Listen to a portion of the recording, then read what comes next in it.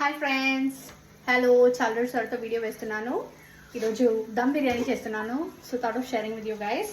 So masala ready అవుతుంది and అన్నం దమ్ పెట్టేసాను.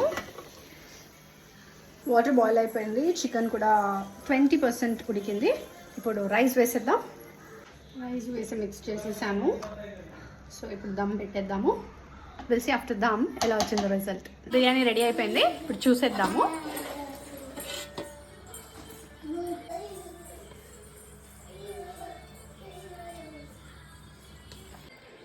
ఫస్ట్ టైం ట్రై చేశాను ఈ హైదరాబాదీ చికెన్ బిర్యానీ దమ్ వేసి.